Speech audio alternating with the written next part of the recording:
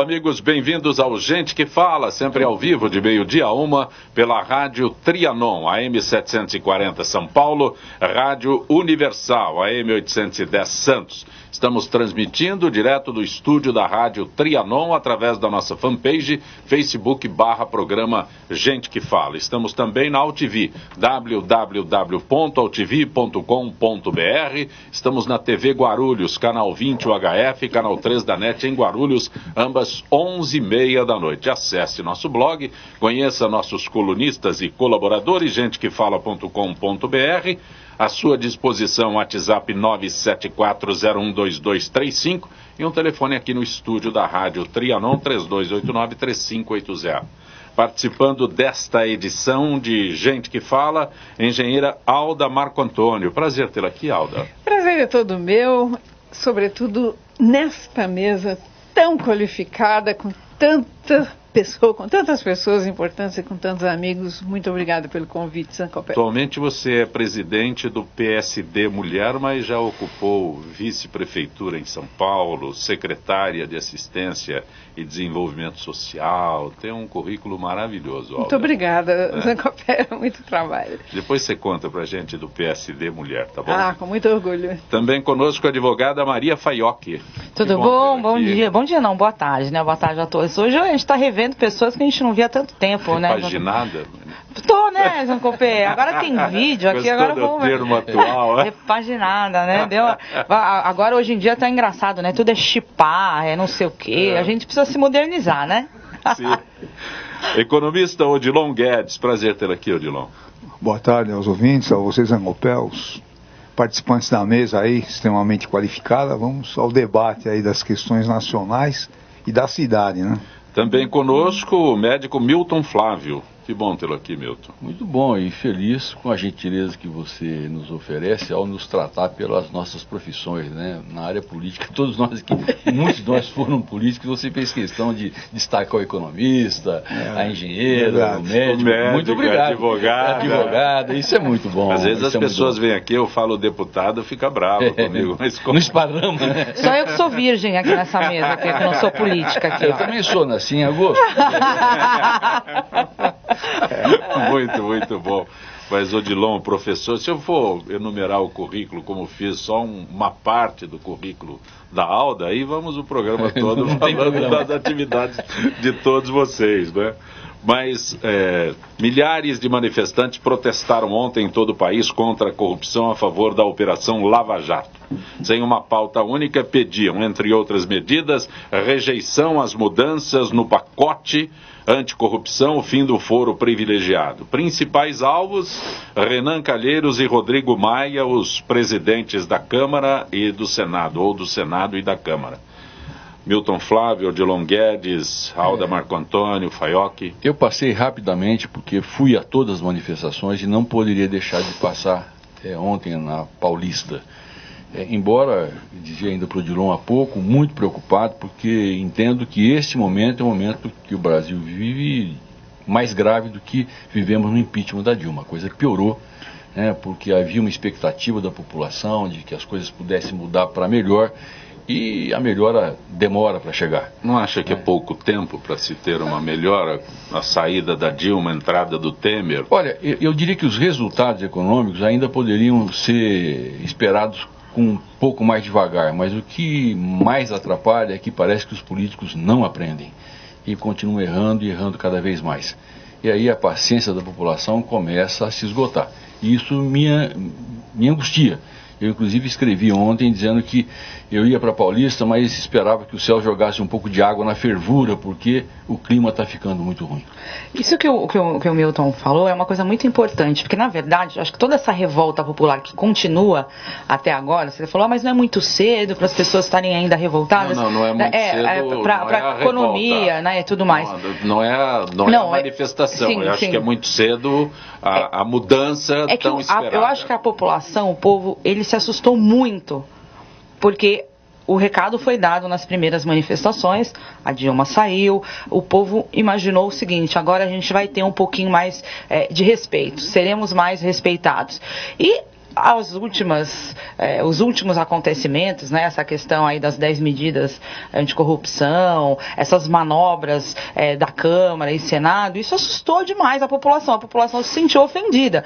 Poxa, depois de tudo que a gente fez, a gente se manifestou, a gente brigou contra a corrupção, a gente pediu um fora Dilma, a gente assinou 2,5 milhões de pessoas assinaram uma lista do Ministério Público anticorrupção. E aí os caras simplesmente de madrugada vão lá, aproveitando uma tragédia nacional, assinam, modificam tudo. E para piorar, o quê? Um Renan Calheiros, que todo mundo sabe tem a ficha mais suja do que um pau de galinheiro. Uma pessoa sem credibilidade nenhuma, uma pessoa que já no passado renunciou por causa de denúncias. Agora já foi aceita no STF uma nova denúncia, quer dizer, um cara que ele é um contumaz, ele é um picareta contumaz. E continua lá. Maria, denúncia de 2007. Posso fazer só um... Exato, pode, claro. Adendo, né? E a mim, particularmente, preocupou o fato do que vem acontecendo no Supremo Tribunal. Sim, também. Questão, aquele bate-boca que não mostra me parece, político, né? Não me parece adequado nem esperado entre ministro do Supremo, né? Aqui entre Lewandowski e o Gilmar Mendes. Posicionamento político descarado. E depois os procuradores também, né? Mudando, perdendo aquela postura que deveriam ter e ameaçando, quer dizer, agindo como polícia. A isenção, quer dizer. Então, a população fica... Na verdade, fica refém, ela fica ilhada, ela fica sitiada. A população não pode fazer nada. Né? Pois é, então, ela está sitiada. Sitiada por todos que não cumprem com o seu papel. O que eu acho é o seguinte, em economia não tem milagre. Eu tenho feito várias críticas. A situação vai piorar, não é porque a gente quer. Porque o Temer, primeiro, não tem estatura para ser presidente da República. E veja a turma que ele levou em volta dele. Gedel, Jucá, já está... Por isso da importância de saber quem é o vice, né? Renunciando. Primeiro, politicamente é isso, tá? Não dava para esperar coisa diferente. Segundo, do ponto de vista econômico, a atual política econômica é um equívoco brutal. Veja, se você pega mais de 50% da população está endividada e tem mais de 12 milhões de desempregados. Então, através do consumo, é muito difícil a retomada da economia. Aí você pega gastos governamentais. O Estado brasileiro sempre teve um papel extremamente importante do ponto de vista do desenvolvimento econômico, tá? De fazer grandes obras. Não é o Estado que faz, contrata as empresas, etc. O Estado, em vez de gastar, e é normal, precisa acabar com essa história de que o Estado gasta muito, o Estado gasta mal, o Estado precisa gastar. Só para a gente ter uma noção, a dívida pública brasileira, que é falam que é o grande problema, ela é 70% do PIB brasileiro. A americana é 120% e a japonesa 220%. O problema não é o tamanho da dívida, é os juros que você paga por ela. Então, por exemplo, o governo, em vez de estar fazendo obras, e o Brasil precisa fazer saneamento básico, habitação, infraestrutura, está paralisado. E pior, então vão cortar mais gastos ainda, principalmente educação e saúde. Então o governo por aí também não vai. O empresário, numa situação política de instabilidade, não é empresário que tem uma visão de longo prazo, vai investir.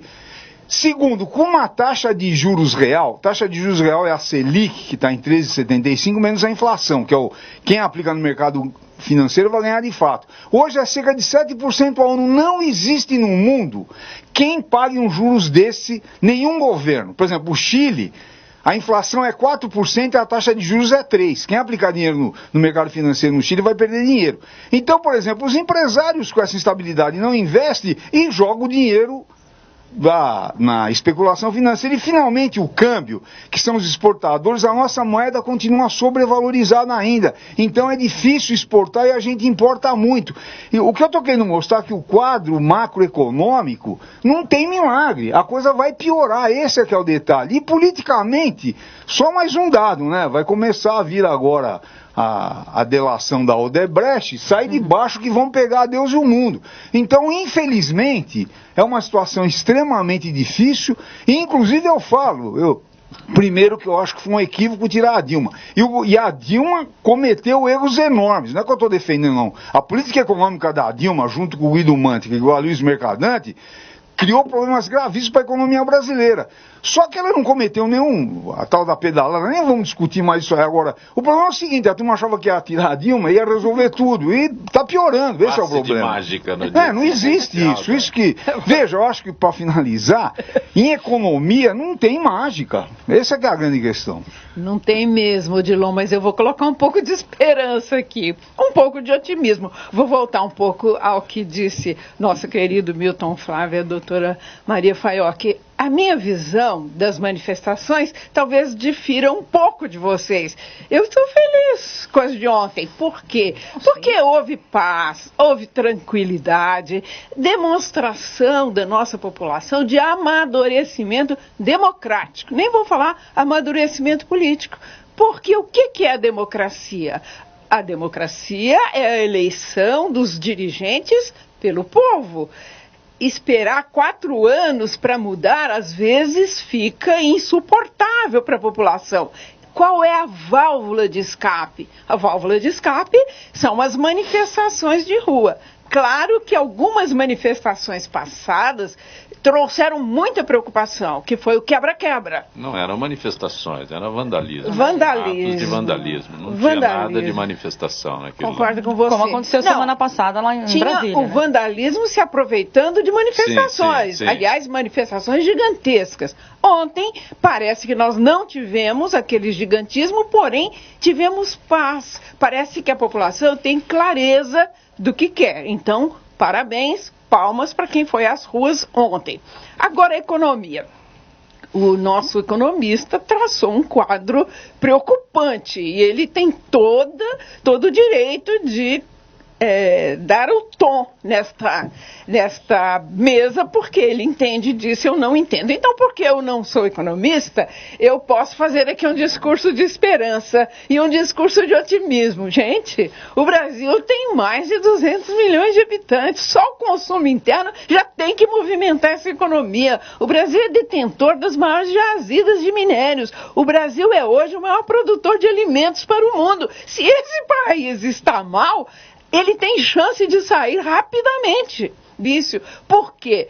Segundo me contam colegas seus, economistas, há sobra de dinheiro líquido no mundo. Então, existem grandes corporações que estão procurando onde aplicar. E se aplica só no mercado financeiro, vai quebrar. Porque se o mercado financeiro não financia alguma coisa de produção, não produz, onde vai tirar dinheiro? Vai quebrar rápido. Então, eles estão à procura de oportunidades para investir. Aí está a minha esperança. O Brasil é um grande mercado, com a situação política equacionada, nós vamos ter muitas corporações internacionais querendo investir no Brasil, e essa é a minha esperança. O futuro do Brasil é pujante, é maravilhoso. Alda, só um detalhe, o Brasil está aberto a investimento internacional há muito tempo, desde o Fernando Henrique, continuou com o Lula, com a Dilma e agora. Agora, isso não resolve o nosso problema, porque grande parte dos investimentos é para especulação financeira. O pessoal traz dólar do exterior para aplicar no mercado financeiro.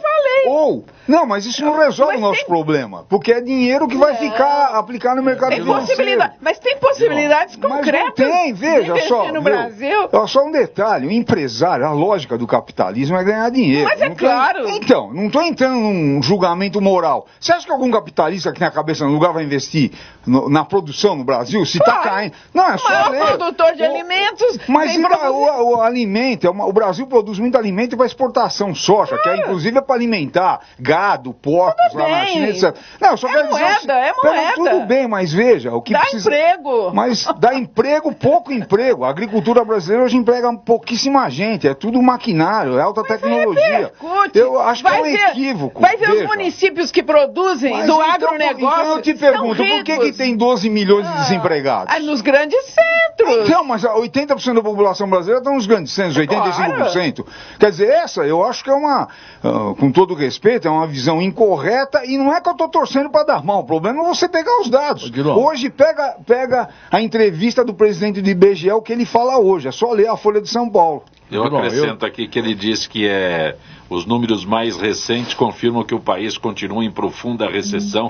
É a declaração do presidente do IBGE, Paulo Rabelo. Mas o IBGE também, ultimamente, não é fonte confiável, né? Venhamos e convenhamos que ele fez na última eleição. Vou nem comentar, né, Alda? Deixa pra lá, Vamos chamar o Jorge Soros aqui pro Brasil, o presidente do IBGE, que vai ficar bacanésimo aí o negócio. Pois bem. Eu só queria reforçar o que a Alda disse. Eu fui à manifestação e comemorei o tamanho que ela teve e o caráter que ela teve. Eu acho que ela foi do tamanho que o Brasil precisava ontem. Não podia ser maior nem mais agressiva, mas alertou, sobretudo o Renan, de que, olha, estamos no esquenta, podemos esquentar muito mais. A outra coisa eu queria, só para talvez ajudar a gente a mudar esse assunto, dizer que eu concordo com o Odilon. O Estado, na verdade, é o motor desse país. Agora, ele não precisa investir dinheiro dele, ele pode abrir espaço para que os investidores venham, né, em áreas que eles sabem que podem ser rentáveis. Está aí as energias renováveis, que atraem frequentemente, vão atrair agora, dia 19 de dezembro, nós vamos ter leilões na área de energia eólica, de energia fotovoltaica, que empregam muita gente, muito mais do que energia hídrica, que está acabando no Brasil. Então, existem muitas áreas... Está aí um campo maravilhoso, que o capital internacional quer hídrica investir. Estaria no limite? Eu acho que... Primeiro que não precisa investir mais tanto na energia hídrica. Nós já tem um detalhe, né? Tem um detalhe. A Amazônia tem a maior bacia hidrográfica, mas não gera energia. Mas o problema para você gerar energia lá, o problema é exagerado. Intervir nesse pedaço, exatamente aproveitando. Não, a China, ela está investindo numa produção de energia que não demanda as linhas de transmissão. Ela está investindo em energia solar e eólica, em parques não muito grandes, para distribuição no mesmo local. Ou seja, ela está praticamente abolindo as linhas de transmissões. Imagina o Brasil, os milhares e milhares de quilômetros que nós temos de linhas de transmissão. Então, é por isso, Aldo, que por isso que tem um mercado, o custo da distribuição de Itaipu é tanto quanto o custo da geração. Então... E se perde pelo caminho. A linha de transmissão perde muito.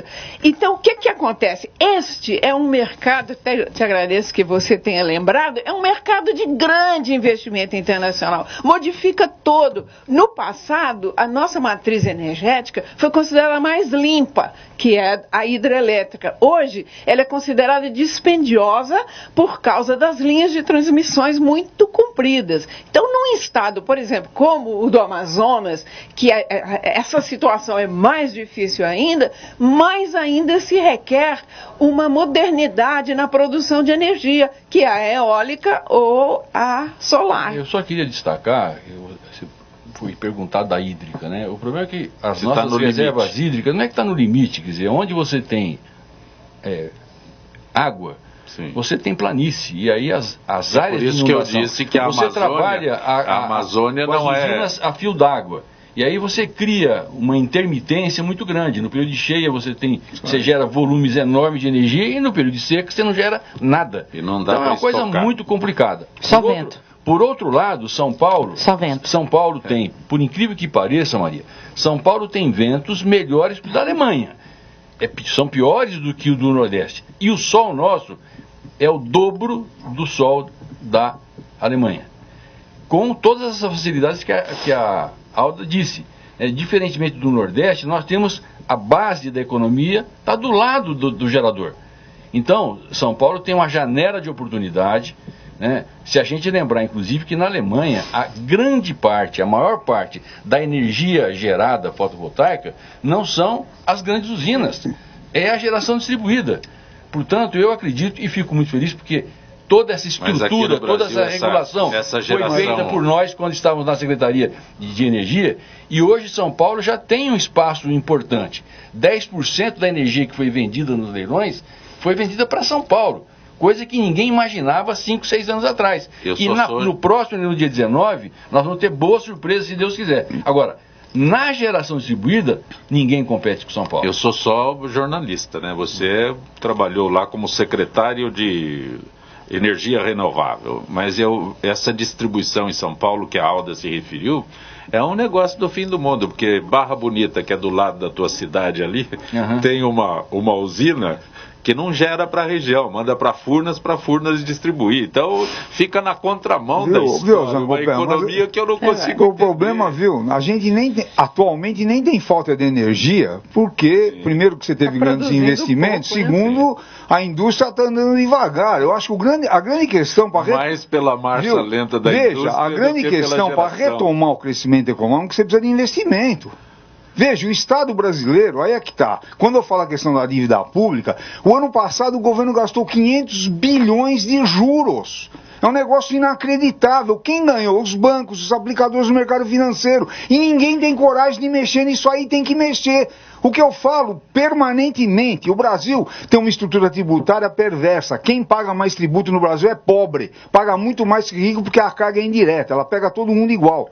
Aqui, o exemplo que eu sempre dou, uma televisão que custa R$2.000, 40% do preço dela são de tributos, R$800. Se o cara ganhar R$1.000 e comprar essa televisão, ele está pagando 800. Se ganhar 50 mil e comprar essa televisão, está pagando a mesma coisa. Então você precisa fazer como nos Estados Unidos, na França, na Inglaterra, cobrar de quem tem dinheiro, que é normal. Não sou contra quem tem dinheiro, mas quem tem mais tem que pagar mais. Aqui no Brasil ninguém tem coragem.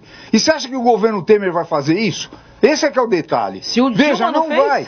A questão, por exemplo, é baixar a taxa de juros. Você tem um lobby brutal do capital financeiro, nacional e internacional. Ninguém brinca com isso para ganhar dinheiro. Vão agora querer congelar, veja, Zancopé, educação e saúde. Agora ninguém mexe nos super salários acima do teto de 33 mil. Ontem eu li um artigo do Clóvis Rossi, ele falando, do Clóvis Rossi não, do Hélio Gaspari, que tem mais de 10 mil juízes e outros profissionais da área do judiciário que ganham acima do teto de 33 mil. Ninguém tem coragem de mexer e tem que mexer. Isso não significa que você vai fazer revolução, é radical. O problema é que não se mexe em quem? Em quem mantém o poder. Tá? Quem tem privilégio, vai mexer no quê? No bolso do trabalhador. Essa é a grande questão. E esse governo aí do Temer, é o que eu falei, qual é a trajetória do Temer? Ou do Jucá? Ou do Gedel? Esse é o povo que manda no Brasil. Tá certo? Então essa é a grande questão que está colocada. Nós estamos num impasse gravíssimo. Na verdade, a gente está mal de quem manda no Brasil há muito tempo, né? Nós estamos num impasse gravíssimo aqui no Brasil. Tanto do ponto de vista econômico quanto político. Maria Faiocchi, você que é especialista em legislação previdenciária, a proposta de reforma da Previdência que o presidente Temer promete enviar ao Congresso nesta semana pode gerar economia de 678 bilhões em 10 anos. Esse é o cálculo do governo, tá? Estou só anunciando aqui. Eu não sou contra a reforma da Previdência. Na verdade, a gente vem brigando desde o governo Fernando Henrique, quando ele fez aquela mini reforma da Previdência, que é a emenda constitucional 20, em 98, onde ele acabou com a aposentadoria proporcional, que eu achava um absurdo, uma aposentadoria proporcional. Antigamente existia pé na cova. O pessoal aqui deve lembrar tudo isso. Eu não sou contra a reforma da Previdência. O que eu sou contra é o que vem sendo feito desde o governo Fernando Henrique até hoje, aonde se desvia a arrecadação da Previdência para coisas que não são da Previdência, contrariando... Eu digo sempre que a Previdência não é deficitária. Não é, muito pelo contrário. É o segundo órgão que mais arrecada no Brasil e é um dos que mais arrecada no mundo. Se você for comparar a arrecadação da Previdência com países desenvolvidos da Europa, a gente ganha. E muito em arrecadação. Então, dinheiro tem. O que acontece é que há mais de 20 anos, o dinheiro que entra para a Previdência, ele acaba sendo desviado para outras coisas. Por exemplo, para assistência social, né, que a gente sabe que os bolsas, a Lei Orgânica da Assistência Social, que concede os benefícios da LOAS, que a gente conhece, que são os amparos, e para outras coisas. E isso é proibido pela nossa Constituição. Quer dizer, se a gente tem uma Constituição que fala, olha, eu não posso pegar dinheiro da Previdência para aplicar em outra coisa. O dinheiro da Previdência tem que ficar para quem? Para quem está no sistema, né? Para pagar os benefícios previdenciários, os segurados. Não é do teu tempo, mas fizeram a Ponte Rio-Niterói com dinheiro da Previdência. Você está entendendo? Então, assim, há muitos anos, se você for colocar medida MP que foi feita para desviar dinheiro da Previdência, quer dizer, não faltou dinheiro. O que faltou é a administração, a gerência. A gente teve o penúltimo penúltimo ministro da Previdência, o Garibaldi, eu quis me enforcar quando o cara foi tomar posse e ele admitiu em rede nacional, na entrevista de posse dele, que ele não entendia nada de Previdência, mas que ele iria fazer todo o possível para aprender o mais rápido para ajudar os brasileiros. Porra, gente, diz como o Brasil, a segunda maior pasta de arrecadação do Brasil. Uma das maiores arrecadações mundiais, que é a Previdência, você coloca um ser que não entende nada.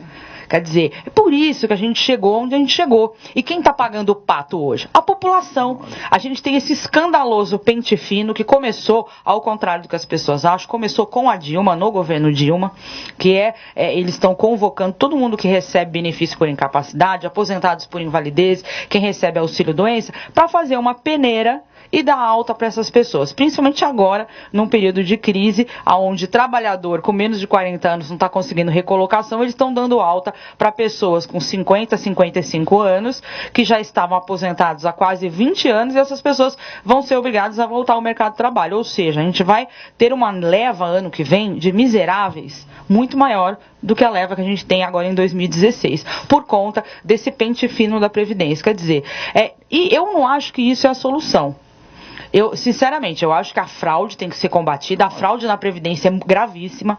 Há anos, pessoas estão recebendo benefícios indevidamente. Funcionários da Previdência, participação de fraudes, não é muito divulgado. A gente tem aqui em São Paulo agências da Previdência, onde 20 funcionários foram presos por conta de fraudes. Isso sim tem que acontecer. Agora, o que não pode, por exemplo, o que estão fazendo com os aposentados por invalidez e quem recebe auxílio-doença. O coitado vai até lá, na humildade, muita gente ali é semi-analfabeto ou analfabeto, leva seu laudo, tudo, o perito simplesmente olha na cara da auto e fala, procura justiça. Quer dizer, a gente vai ter um outro problema ano que vem também.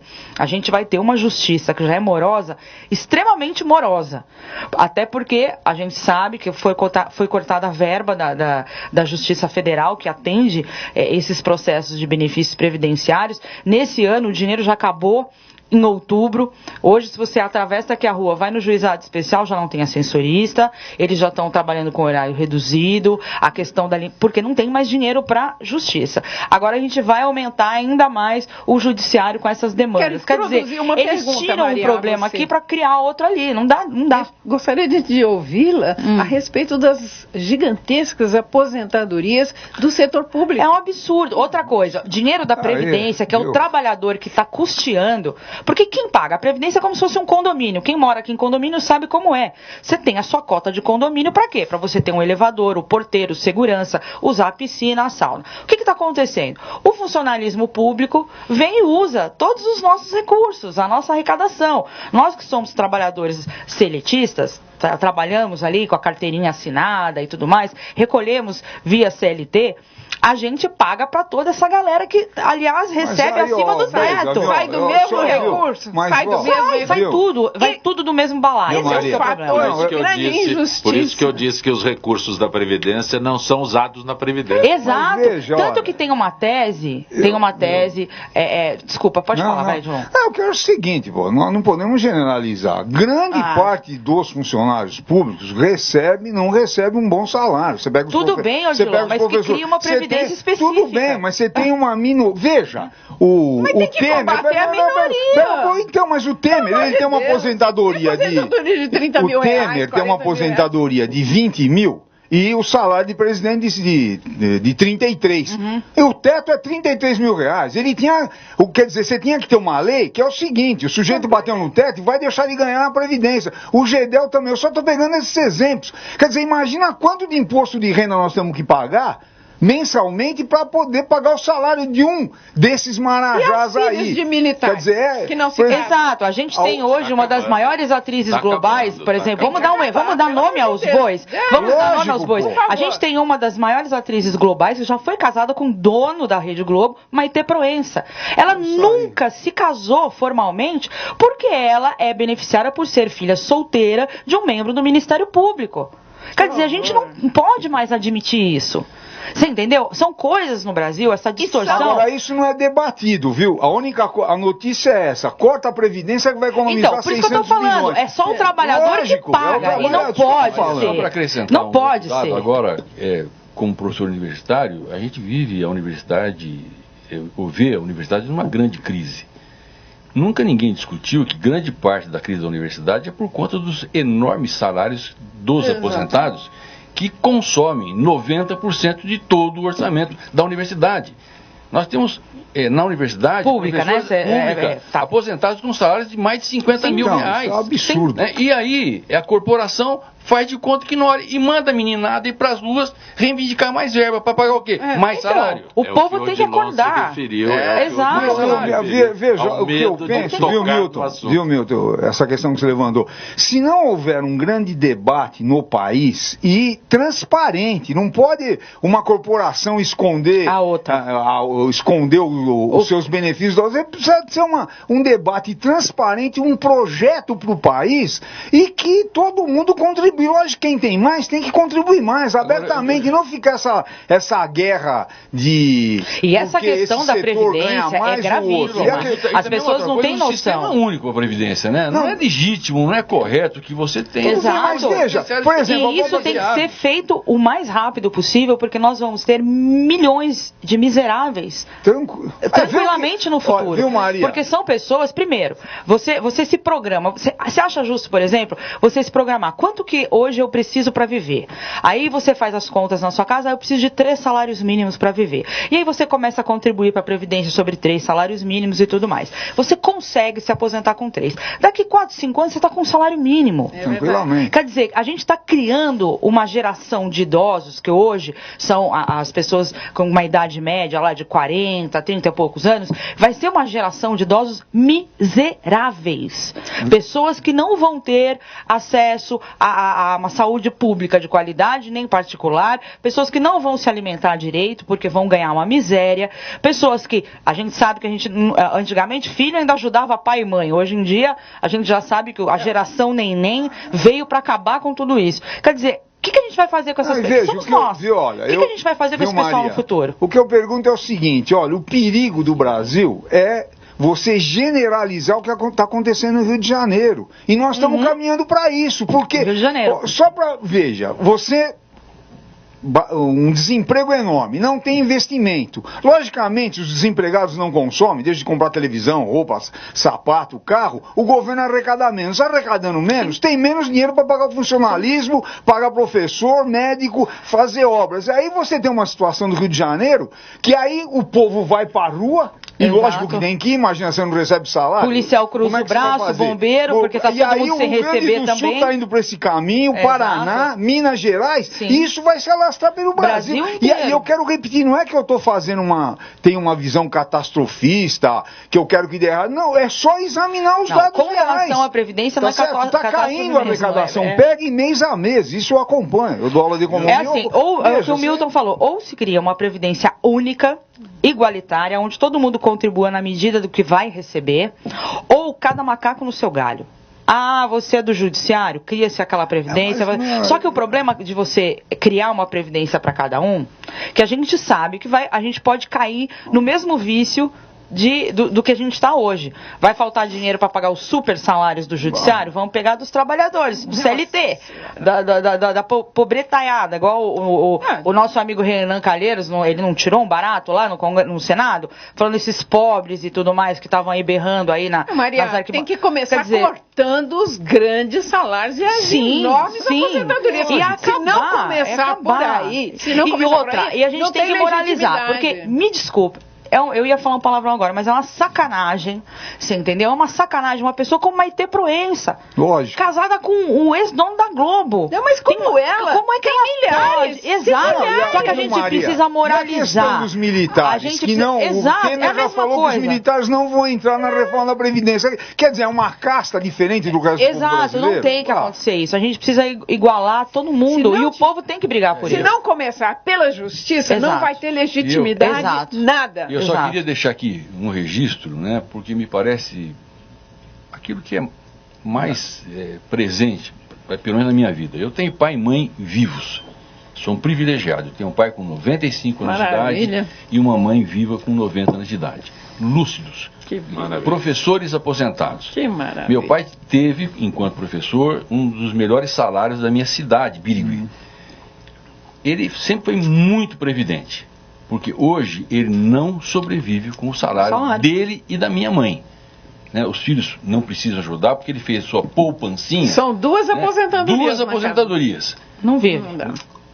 Meu pai, diretor aposentado de escola industrial, né? De um ETEC.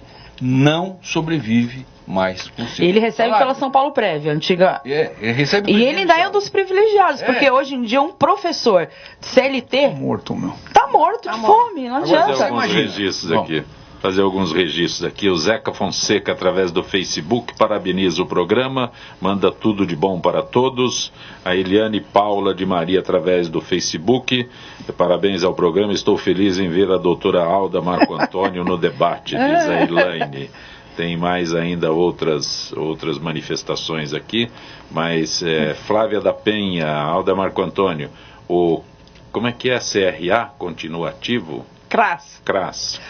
Eu espero que sim. Porque... Quando o sistema funciona, né? Não, eu deixei o governo em 2012, todos funcionando muito bem. 54 CRAS na cidade de São Paulo, 32 CREAS funcionando muito bem. Mas de lá para cá, 4 anos, eu não acompanhei. Eu acompanho diariamente, porque hoje o CRAS, ele toma conta do cadastro único, o CAD único, que é aquele cadastro nacional unificado para as pessoas que vão receber Bolsa Família, e também hoje, como o governo Dilma, ele criou uma contribuição previdenciária que foi muito criticada, que é uma alíquota reduzida de 5% para pessoas de baixa renda. Essas pessoas têm que se cadastrar no CRAS. Então, o que aconteceu? O governo criou essa contribuição para as pessoas de baixa renda e as pessoas não conseguiam, através do CRAS, ter acesso à sua inscrição. Então, assim, o CRAS entrou em colapso mesmo. Hoje, você chega, nunca tem sistema, então, deve ter sido depois de 2012. Sim, com certeza, isso eu te falo. Porque foi agora, há um ano e pouco atrás. Não funciona mais como funcionava. Era a rede inteirinha foi criada pelo pessoal que trabalhava comigo. Sim. E funcionava bem, não estou puxando seu saco, não. Depois de um tempo para cá, é um caos e as pessoas que dependem do CRAS para o Bolsa Família e para as inscrições na Previdência Social de baixa renda não estão conseguindo. Odilon, Marcos, se em 2018 ganhar o Bolsonaro... O Odilon acho que infarta. Não, veja, se ganhar o Bolsonaro, a sociedade brasileira... O que você faz? Você vai embora? Não vou fazer nada, como eu sempre fiz na vida, a gente não pode desistir de lutar. Agora, eu acho que... Primeiro que eu acho que é muito difícil.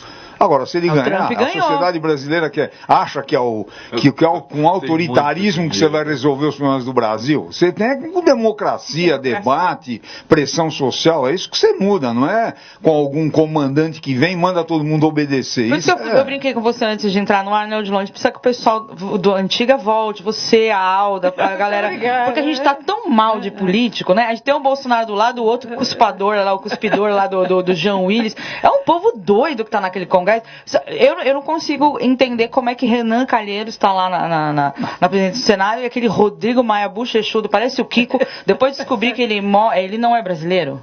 Ele nasceu no Chile. E não pode ser, né? Ele não pode ser presidente da República. Não. Ele é filho de brasileiros, o pai dele era exilado. Mas além não fala brasileiro nato, ele foi registrado. A Constituição não fala brasileiro nato. Em embaixada é brasileiro. E veio criança. Ele foi registrado em embaixada mesmo? Foi. Então, pra sorte dele, porque eu tenho uma birra daquele Kiko, que olha, eu vou te falar. A Maria Clara de Santana, a Maria Faioc já respondeu sobre a previdência deficitária. Odilon, eu estou guardando uma para você para daqui a pouco, Milton Flávio. Não é quanto eu gastei no pedágio, não. Não, você vai de ônibus. Eu vou de ônibus. A Daniela da Bela Vista, Odilon, o educador Paulo Freire estava certo quando disse que a crise educacional no Brasil não é crise, é projeto? Talvez, porque veja, quanto mais o povo tiver desinformado, menos instruído, melhor. Você tem um projeto de dominação. E hoje, a obviedade, quer dizer, qualquer país para se desenvolver investe em educação. Tá, quer dizer, veja, eu estudei em escola pública, os professores eram excelentes. Aliás, só para lembrar, todo mundo queria ir para a escola pública, não é para a escola privada. Quando você ia para a privada, sinal que você era burro. Era assim antigamente, né? Agora, sabe por quê? Não conseguia passar de ano em escola pública, vai para particular. Veja qual era o status dos professores. Ganhavam muito bem, eram respeitadíssimos. Hoje, professor com um salário que ganha precisa dar 40 aulas por semana. Eu sou professor, pessoal. Um sujeito que dá 40 aulas por semana, na terça-feira à noite ele está morto. Tá um fiapo, né? Tá, e o professor precisa ter tempo para estudar, para refletir. Fazer a aula, corrigir bem uma prova. A turma acha que dar aula é ir lá e falar, quer dizer. Então essa é a obviedade. Não dá para aceitar um país... Tá, que nem a Alda fala, é riquíssimo, com o trato que se dá na educação. Aí é brincadeira. Por isso que a gente criou uma leva de universitários que são analfabetos funcionais. Isso eu vejo, porque eu contrato muito estagiário. Então, às vezes, você pega um estagiário de 4º ano com carteira da OAB e você pede para ele escrever uma petição simples, de juntada, por exemplo, para juntar um documento. O cara não consegue formular. E quando ele consegue formular, é tanto erro de português, é tanto erro gramático, que você assusta. Isso eu não entendo, né? Eu venho de uma época que a gente estava brincando que ia estudar em escola pública e se você fosse para particular, você era burro, porque você não passava de ano na pública. Você fez uma seleção aí adequada, porque a maior parte não consegue entender o que leu. Exato. Ele escreve e não lê. Mesmo mas agora, viu? Na área do direito, onde a gente tem que ler muito, as pessoas não entendem. Ele lê e não entende, escreve também sem saber o que está escrevendo. É um absurdo. Milton Flávio, eu disse que reservei aqui. O Carlos da Vila Tramontana pergunta a sua opinião sobre a ideia do prefeito eleito excluir os carros oficiais. Aliás, o prefeito anuncia cortes em contratos, carros oficiais, diz que os secretários têm que andar de táxi ou de Uber, não sei se vai legalizar o Uber, e ele, Dória, usará o próprio carro para trabalhar. Olha, eu particularmente acho que você reduzir o número de carros é adequado. Extinguir a frota da prefeitura me parece, na minha opinião, uma atitude extremamente radical, e eu digo isso porque falei para o prefeito, dei a minha opinião. O prefeito, circunstancialmente, tem uma condição pessoal favorável, ele tem motorista e tem carro blindado. Nós temos áreas aqui que nem o correio chega, porque são áreas dominadas pelo tráfego. Você chegar com um carro oficial, de alguma maneira, é um salvo-conduto. Você está chegando com um carro oficial, ele tem lá um emplacamento que é próprio, eventualmente ele está, como se diz, identificado como um carro da secretaria tal e qual. Agora, você imagina você chegar às 6, 7 horas da noite num evento para o qual você foi convidado ou convocado pela população, com Uber, numa área inóspita. Eu não iria.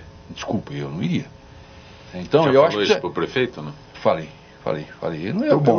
Você sabe, Zancopé, o meu grande problema, aliás, é uma das coisas que o Goldman me falou e que eu respeito até hoje. Ele disse, Milton, você foi muito penalizado e será mais penalizado não pelo que você pensa, mas por dizer o que você pensa. Muito bem, viu? Parabéns, porque o que falta no Brasil é as pessoas falarem o que pensam, não é?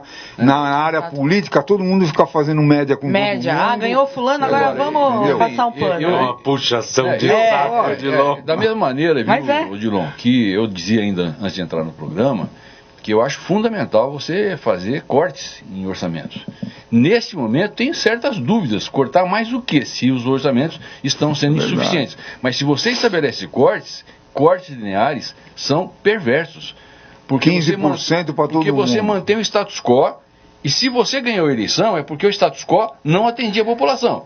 Como é que você reformula? Vocês têm um número desses cargos comissionados hoje na prefeitura? Não, vai ser cortado, aí sim, tudo bem, você vai cortar cargo comissionado, aí sim, você vai cortar 30% e aí você vai cortar... Milton Flávio, a história nos revela que esses cortes são sempre anunciados ao corte e depois à reposição.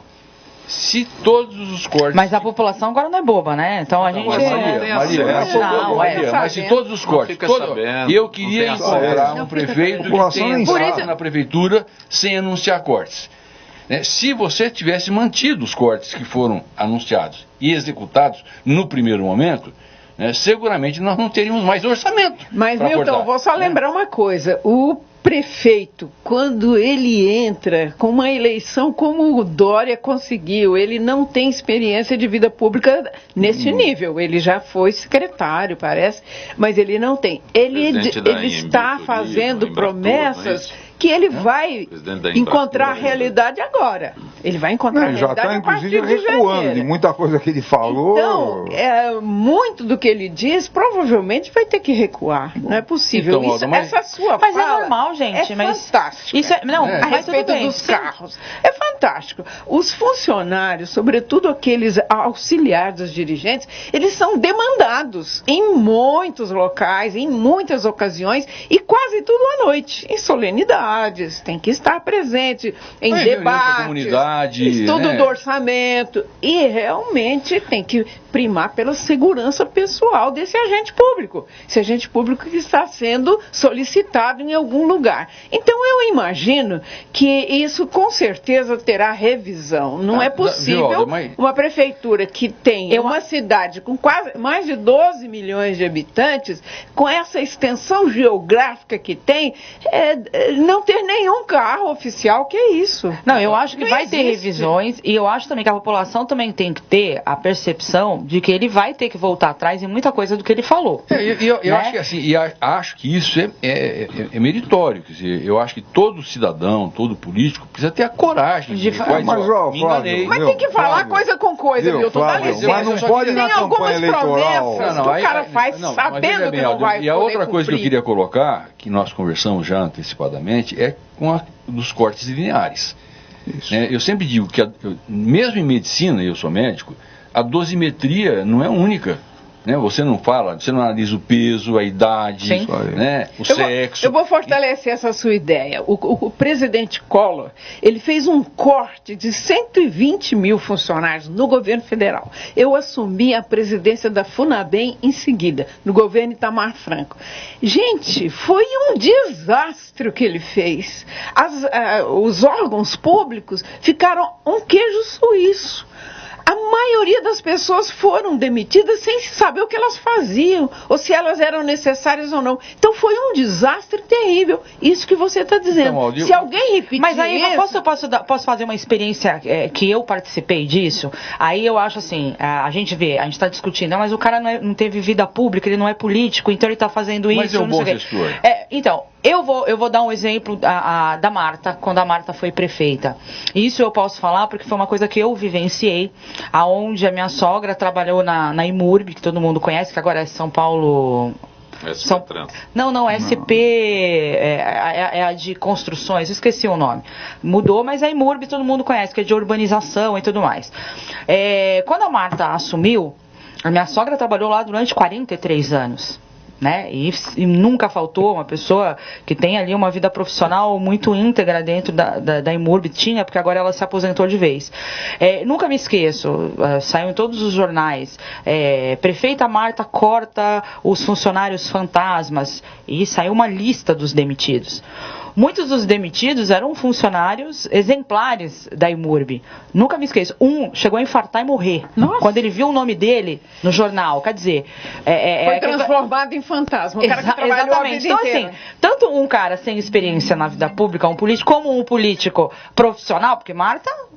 é uma política profissional. Isso aconteceu também, né? Você entendeu? Então, assim, eu acho que essas coisas... É muito complicado a gente agora querer, botar a culpa. Ele vai ter que recuar em muita coisa, e eu espero que as pessoas entendam, porque vai ser corajoso recuar do que fazer o que Marta, por exemplo, fez e muitos outros políticos fizeram. Só completar meu raciocínio. Da mesma maneira que eu fico preocupado quando você diz, olha, nós vamos cortar necessariamente 15% em todos os contratos.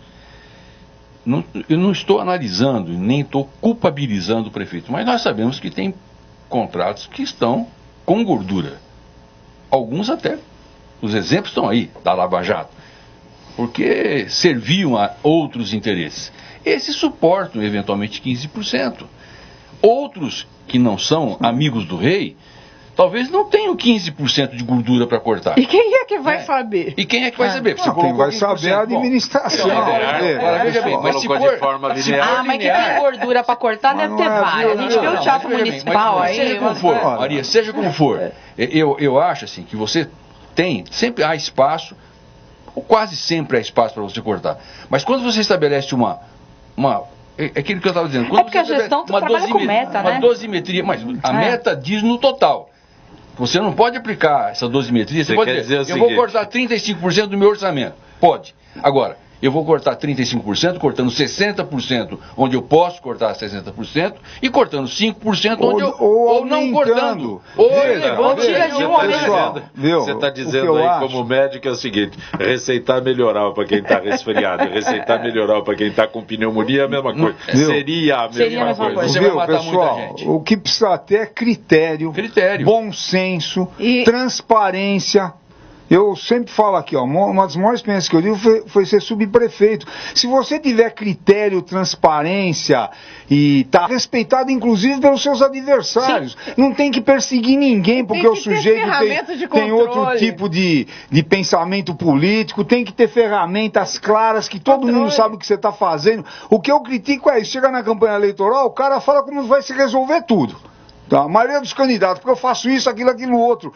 Tá certo? Aí chega lá, começa a ver que não é bem assim. Você acha que você administra uma cidade por telefone? Você precisa ver as contradições. O que o Flávio falou está correto. Tem secretarias que você precisa aumentar os recursos dela, e outra aí não é cortar 15, 20. Isso mostra que, no fundo, acaba sendo uma visão extremamente simplista. Nem na tua casa você faz isso.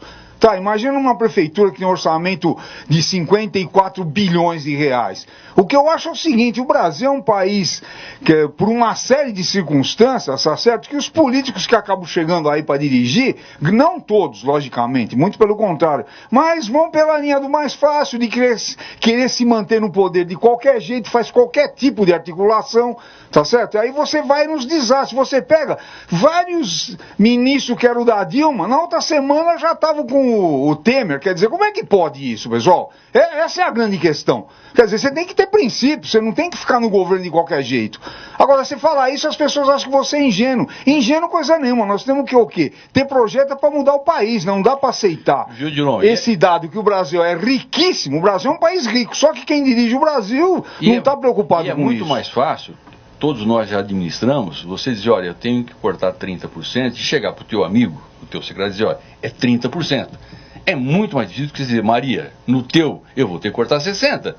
Mas por que dá você cortou só 15%? Porque no dela eu tenho que cortar só 15%. Isso aí. E do Tirão eu tenho que aumentar, porque na área dele, veja bem, mesmo que tivesse um bom orçamento, nós resolvemos implementar essa área. Agora, isso dá trabalho, exige transparência, compromisso político, ideologia, conhecimento, né? de tudo, né? Agora, na minha idade, né, eu não preciso mais agradar ninguém, né?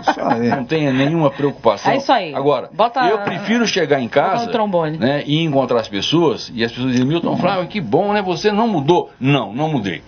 Não mudei, né? E, aliás, eu vou contar uma historinha rápida. Eu tive com a minha mãe 90 anos, agora me vi há pouco tempo atrás, e ela me falou: você está ajudando o prefeito que ganhou, assim, né? Tô ajudando, não tinha ganho ainda. Mas você não vai trabalhar com ele, né? Eu falei: mas por que não, né? Ela falou: filho, você chegou tão longe sem se acusar de nada, pô. Não faz isso com a mãe, não. Não corre esse risco, né? Muito bom. Odilon, mudamos a economia ou não mudamos? O problema é que é o seguinte: o país, ele está submetido a... Bom, secularmente, né? O Brasil é um país que você tem uma classe dominante desde que ele foi descoberto, depois com a independência, que não mudou, são os mesmos que estão aí, tá certo? São pequenos grupos, ninguém, por exemplo, quando o Brasil estava amadurecendo, quando o Brasil estava amadurecendo, os trabalhadores se sindicalizando, urbanização, veio uma ditadura militar, para defender o interesse dos mesmos.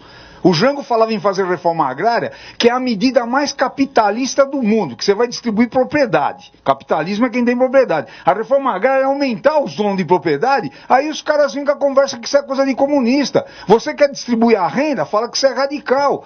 Porque, veja, é isso que não dá para aceitar. Aí, outra coisa importante que eu sempre falo, precisa democratizar a mídia. Um debate desse tinha que ser às 8 da noite. Em cadeia de televisão, porque aqui tem várias opiniões diferentes. Aí você tem um pensamento único. Veja, a Dilma foi presidente do Brasil, o PT é um partido forte. Seria natural que tivesse algum comentarista que falasse: não, a Dilma está certa. Seria natural. Não estou nem discutindo se ela estava certa ou errada. Mas seria natural que tivesse, não tinha ninguém. Esse é o detalhe. Você tem um pensamento único. Agora você pega a reforma da Previdência. Eu escrevi um artigo até para quem tiver interesse, bota no Google lá, Odilon Guedes, Le Monde Diplomatique, sobre a Previdência. Que isso que a Maria falou, eu peguei vários dados e mostro que não é que eu acho, mostrei que não tem déficit na Previdência. Agora, você fala isso em algum lugar, ninguém te chama para falar sobre isso. É claro. Esse que é o detalhe, por quê? Porque aqueles mesmos, tá? Então, um lobby de banqueiro, de aplicador no mercado financeiro, do capital internacional que tomou conta de tudo no Brasil. Hoje, propaganda na televisão é em inglês, é brincadeira. E não é que eu sou xenófobo bom, que eu quero defender tudo que é brasileiro, que é o máximo. Agora, os caras fazem propaganda só em inglês agora, musiquinha. Veja, e o que eu estou colocando é o seguinte, o país está retroagindo desse ponto de vista. Nós precisamos de um projeto de nação que educação em primeiro lugar, saúde, saneamento básico, pesquisa, tecnologia, agora isso custa dinheiro. E quem é que vai pagar? É fazer reforma tributária, para aumentar a tributação direta, sobre herança, sobre a riqueza, e não é porque eu sou contra a rica, eu quero repetir, você abaixar a taxa de juros, que você transfere brutalmente dinheiro para o capital financeiro, fazer reforma administrativa para acabar com esses super salários, por exemplo. Quer dizer, você tem jeito, agora isso você não tem espaço na mídia. Onde isso se perdeu, Dilon? Onde isso se perdeu? Porque era um projeto do PT, né?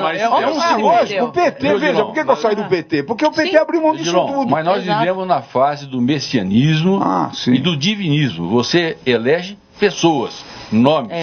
A disputa se faz entre nomes. Eu não vejo nenhum partido discutindo o projeto. Exato. Milton Flávio, muito bom tê-lo aqui no nosso. Que bom, eu agradeço a oportunidade. Um grande abraço. Botar para fora um pouco das emoções. Obrigado, Maria. Obrigada. Convidar todo mundo, viu? Toda quarta-feira, a partir das 15h30, Rádio Capital, 1040M. Tô lá com a Cíntia, das 15h30 até as 17 horas, falando de Previdência todos os dias. Mandar um beijo, sim. Capital por permitir que você venha ao nosso eu amo a minha casa, né? Há mais de 10 anos e podem, tudo isso aqui que a gente estava brigando de Previdência, eu falo toda quarta-feira lá, faço questão, porque o nosso público é um público humilde, um público trabalhador, eu faço questão de informar isso. Odilon Guedes, professor Odilon Guedes. Tá, agradeço, para mim é um prazer muito grande poder vir aqui, debater e a gente contrapor as visões que nós temos da sociedade, que é muito importante as pessoas saberem que, lógico, que tem pensamentos diferentes e todos são legítimos, que a gente precisa ponderar, discutir, e quem está nos ouvindo é que vai deduzir o que está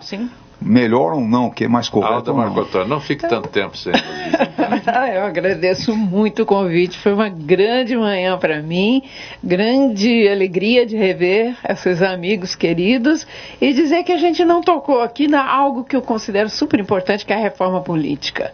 O Brasil não pode sobreviver com 36 partidos políticos, eu me bato por essa... Vem mais por aí, Não, tem 500 na fila, tem 500 projetos de novos partidos na fila. Então eu acho que remunerar partidos, como se faz no Brasil, é uma coisa que tem que ser mexida, tem que ser mudada. Não é possível, não existe espaço para tantos partidos políticos e essa é a história que o Milton falou. Se votem pessoas porque ninguém lembra o nome mais do partido. Então, quero parabenizar aí a produção. Não deu nem tempo de eu perguntar para você sobre o PSD Mulher. Ah, que pena. Gente que fala tem a direção geral do jornalista Fausto Camunha, não tem tempo.